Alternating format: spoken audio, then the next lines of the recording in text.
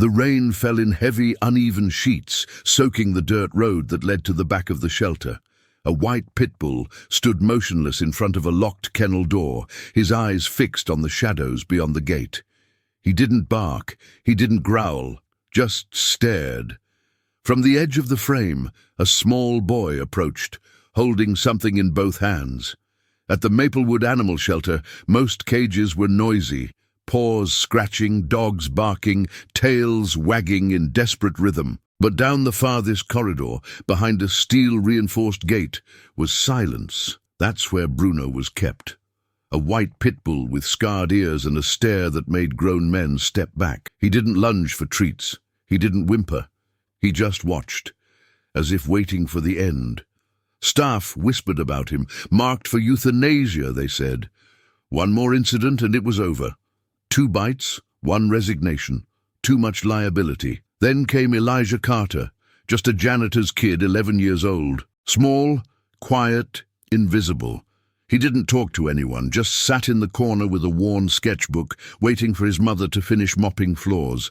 And then, one day, he stopped in front of Bruno's cage and didn't move. This is a story about fear, instinct, and a bond no one saw coming. But that night, something happened no one expected. Elijah didn't speak much.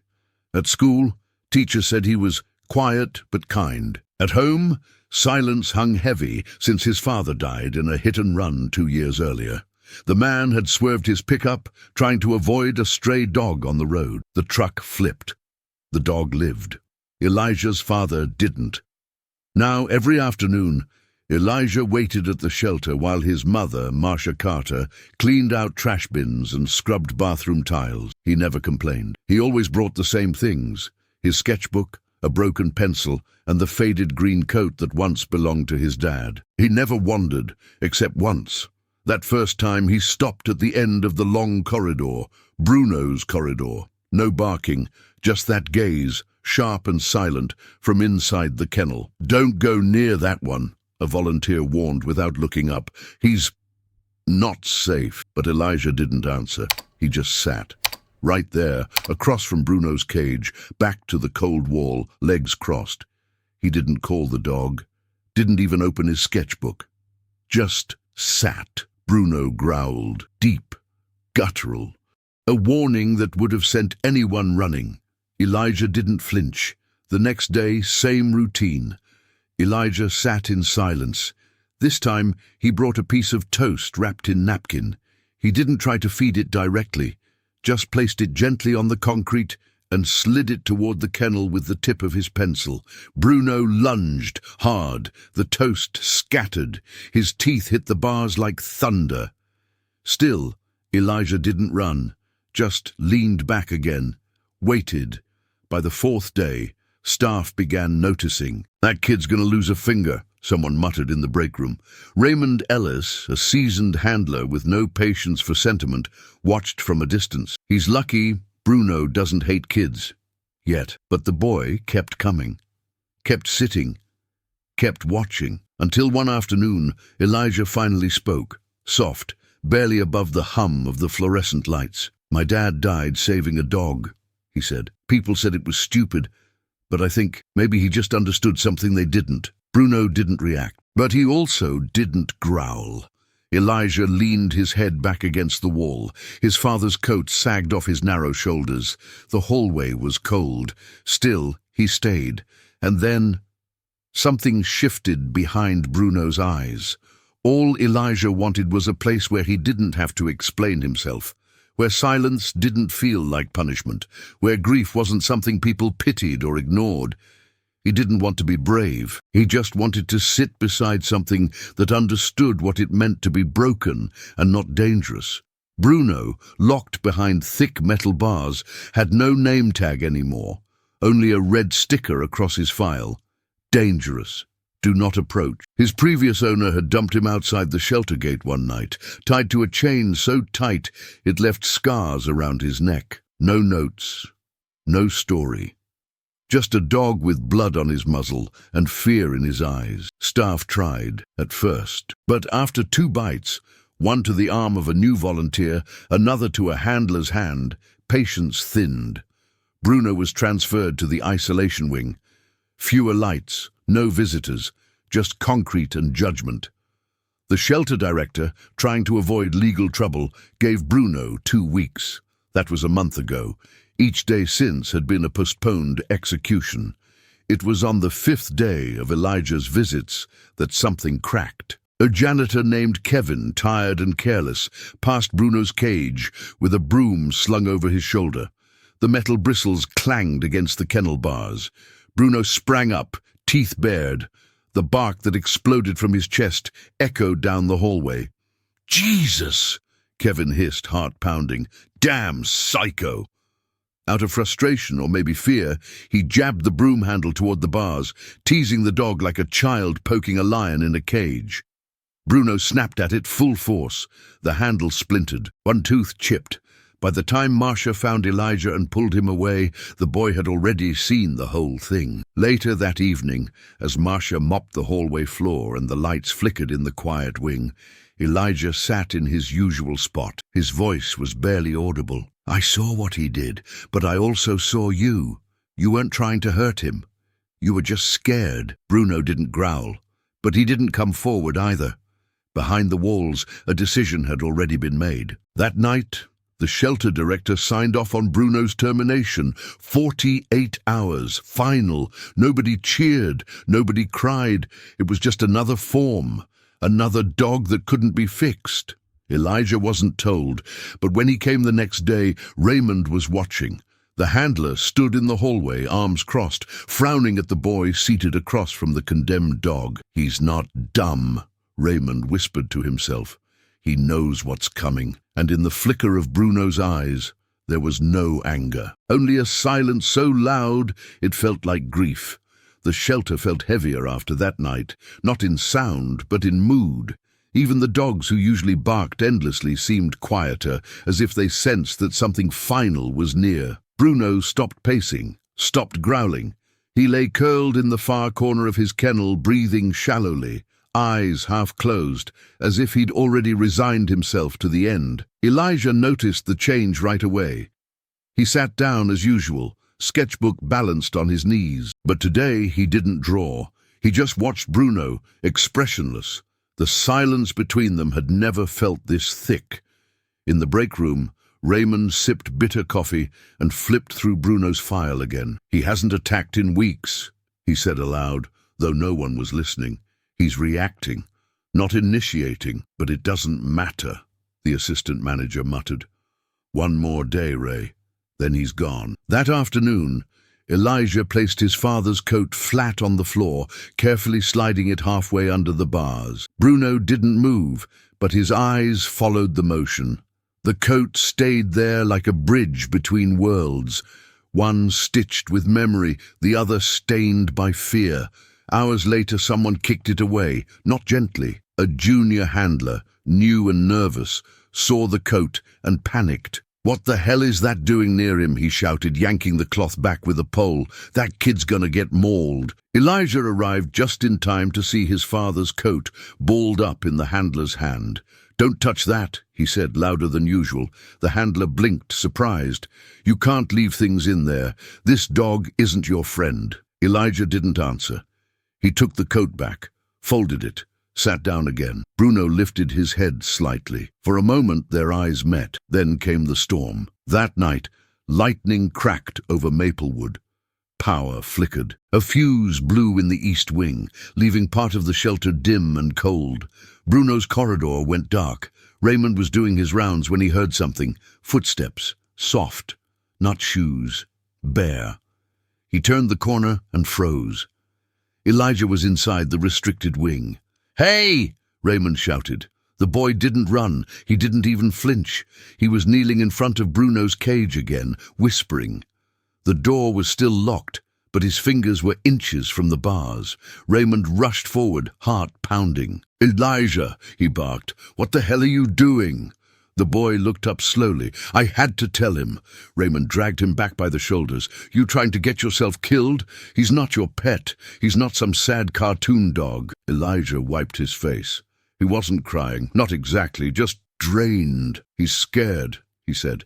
"Like me." The storm raged outside. Thunder shook the windows. Somewhere, a fuse box groaned. Sparks popped behind the wall. The staff scrambled to fix it. Nobody noticed that for a few seconds, the lock on Bruno's cage clicked loose. But it didn't matter. Bruno didn't move. Later that night, Raymond sat alone in the control room watching old footage.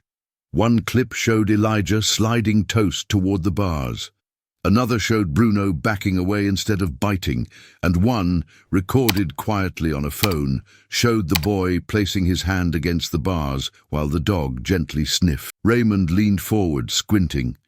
He hadn't noticed before. Bruno's tail had moved, just once. A flick, barely visible, but it was there. The next morning, Elijah came earlier than usual, before his mother clocked in, before the lights were fully on.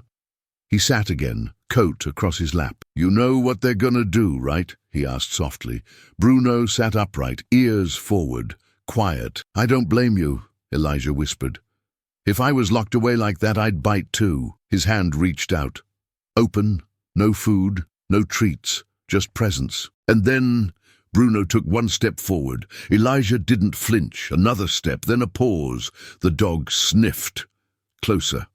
The hallway stayed still. No one around. Just the boy and the dog and the impossible space shrinking between them.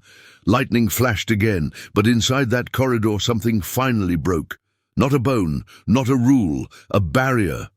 The sound of Bruno's paws against the concrete was almost inaudible, like the soft tap of water drops. He moved slowly, cautiously, as if the weight of every bad memory was still chained to his body.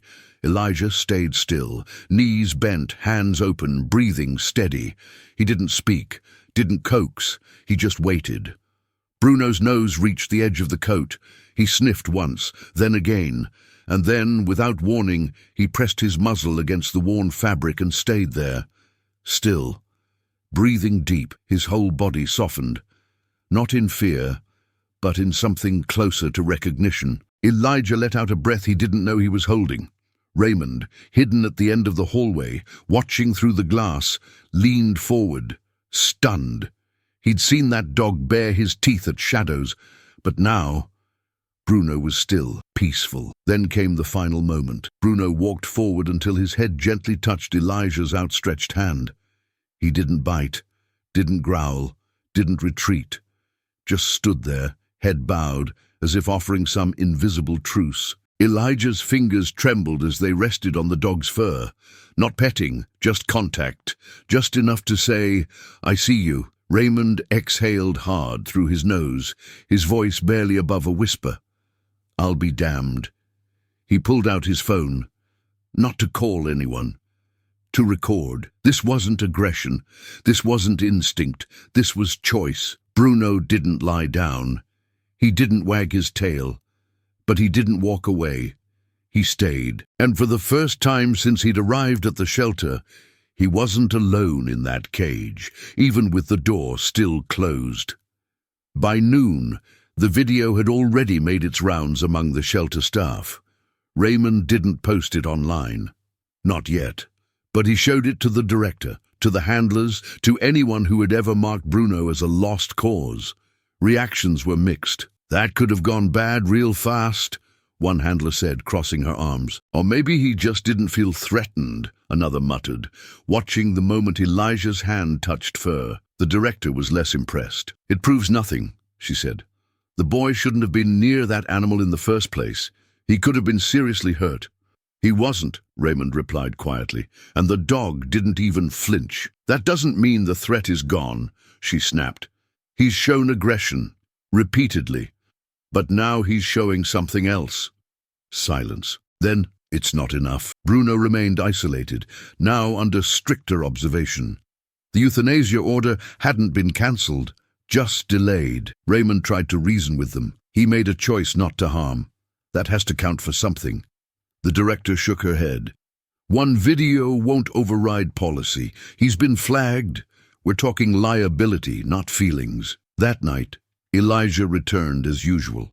He didn't know about the meeting, Didn't know the video was making its way through internal email. He only knew that when he sat across from Bruno's cage again, the dog came forward without hesitation, pressed his head against the bars as if asking, "Are you back?" Elijah placed the coat down again, opened his sketchbook. For the first time, he began to draw Bruno.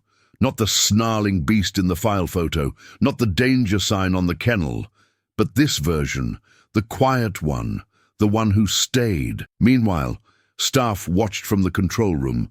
Raymond stood in the back, arms crossed, heart heavy. "This isn't just about a dog anymore," he said quietly. "It's about whether we believe he can change." The director, arms folded, stared at the monitor. The world doesn't have time to wait for maybe. But even she couldn't look away from the boy, and the Pitbull, and the silence between them that now felt less like fear and more like trust. The next morning brought cold air and colder decisions. A memo circulated through the shelter. Bruno's termination set for 5 p.m. No exceptions. The director signed it herself. Raymond read it twice, jaw tight. He considered fighting it again. But the clock was ticking, and he knew how this place worked. Policy over mercy, safety over possibility. At 3:45 p.m., a staff meeting was called in the break room, all key personnel and Elijah. Marcia, still in uniform, sat next to her son, hands clenched in her lap. Her eyes darted around the room like she was ready to grab him and run. The director opened the meeting with no ceremony. "There's been an incident," she said. "Not an attack, but a breach." She looked directly at Elijah. "This boy entered a restricted area and interacted with an animal classified as dangerous. That could have ended very badly." "But it didn't," Raymond said, stepping forward. "That's not the point." "It kind of is," he snapped. Elijah stood slowly. "You keep saying I broke a rule," he said, voice even. "But none of you talk about what the dog didn't do." Everyone fell silent. Elijah looked around the room. "He didn't bite. He didn't growl. He just stayed. You got lucky," someone muttered. "No," Elijah said. "I got seen." And so did he. The room stayed quiet until the director finally said, "And what do you propose? That we let him go? Hand him over to a child?" Elijah didn't blink. "I don't want to own him. I just don't want him to die." Marcia put a hand on her son's shoulder. Raymond walked over to the cabinet, pulled open the top drawer. From inside, he retrieved a bright red leash, still in its plastic wrapping, brand new. He handed it to Elijah. "If you really think he trusts you," he said, voice low, "then show us. Put this on him, without anyone's help. No treats, no commands, just you. And him." The leash felt heavy in Elijah's hands, not because of weight, but what it meant. Outside, clouds thickened over the building. Shadows stretched across the hallway floor. The day was running out. Elijah looked at the door, at the leash, and nodded. The hallway to the isolation wing had never been this quiet. No barking, no metal clanging, just the soft echo of shoes and the hum of fluorescent lights overhead. Everyone came. The director, Raymond, a couple of handlers, Marcia. Even the younger volunteers stood in silence, lining the corridor like spectators to something sacred or reckless. They couldn't tell which. At the center of it all walked Elijah Carter, the red leash gripped tightly in his right hand. His father's coat hung loosely from his shoulders, almost touching the floor. Bruno was behind the last door on the left. As Elijah stepped forward, the others froze. The director crossed her arms, clearly uneasy. Raymond didn't say a word. He didn't have to. His eyes said it all. "This is your moment. No one can do it but you." Elijah reached the kennel. Bruno stood inside, alert but calm. Not curled in fear, not coiled in tension, just waiting. The boy placed one hand on the door's latch. "You know what I'm asking, don't you?" he whispered. "I won't force it, but if you want to go, we have to do it together." The latch clicked. The door creaked open. No one breathed. Bruno didn't move. Elijah stepped inside. The air was thick. Every second felt like an hour. But the boy kept his shoulders low, his breath steady. He crouched, held the leash in his open palm, and laid it gently on the floor in front of him. Bruno sniffed the air. slowly approached, eyes locked on Elijah. Another step, then another, and then, in one motion so fluid it almost didn't register, he lowered his head over the leash. Elijah reached forward, hands trembling, heart racing. He clipped it on. Click! Bruno flinched for a half-second. Then, nothing. He stood still. Not tense, not uncertain. Just there. Ready. Elijah stood up, leash in hand, and turned toward the door. "Come on, boy," he said softly, and Bruno followed. As they exited the kennel together, the hallway parted like the sea. Handlers moved aside. Volunteers whispered. The director stared, stunned into silence. Marsha's hand covered her mouth. Raymond shook his head, half in disbelief, half in awe. No growling, no resistance. Just a boy and the dog everyone had written off, walking side by side down a corridor that used to echo with fear, now filled with something else. Something like hope. When they reached the end of the hallway, the director finally found her voice. "This doesn't mean he's safe with everyone," she muttered. Raymond turned, calm but firm. "No, but it means he's capable of trust. And that's more than we had yesterday." Bruno sat obediently beside Elijah, not tugging at the leash, just looking up at him, eyes soft. And for the first time, no one saw a threat. They saw a choice. Weeks passed. The euthanasia order was quietly removed from Bruno's file. No one spoke about it out loud, but the red danger sticker on his kennel disappeared one morning, peeled off and dropped in the trash. Elijah still came to the shelter every day, but now not just to wait for his mom. He had been given a small task, helping restock food bowls and clean water dishes. Not official, but everyone knew he was part of the team now. Bruno no longer lived in isolation. He had a new space, larger, brighter, and open during visiting hours. Some volunteers tried to approach. A few were allowed. Most were ignored. But when Elijah came near, Bruno's tail always moved. They had their routine. Sit, wait, walk. No leash tugging, no commands. Just understanding. One afternoon, Marsha passed by the break room window and saw them in the courtyard. Bruno was lying in the grass, his head resting gently on Elijah's lap. The boy was reading from a tattered book, his father's coat draped like a blanket across both of them. She smiled to herself, wiped her hands on her apron and whispered, "He found his person." Raymond, standing nearby, nodded. Or maybe they found each other. The shelter didn't change overnight. Some dogs still barked too loud. Some volunteers still gave up too fast. But something was different now. A little more patience. A little more silence allowed between commands. And sometimes that was enough. Because not everything that's hurt is dangerous. And not everyone who growls wants to bite. Sometimes they're just waiting for someone to kneel and not flinch. Maybe you've known someone like Bruno, someone written off too early. Someone who growled not because they were mean, but because they'd been hurt too many times, by too many hands that claimed to care. Or maybe you felt like him. If this story touched something in you, share it. Not because it's about a dog, but because it's about all of us. About second chances. About choosing to trust even when it's terrifying. Leave a comment. Tell me where you're watching from.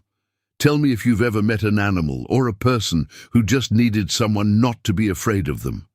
Because sometimes what saves us doesn't have a voice. It just stays and listens, and if that's not worth sharing, what is?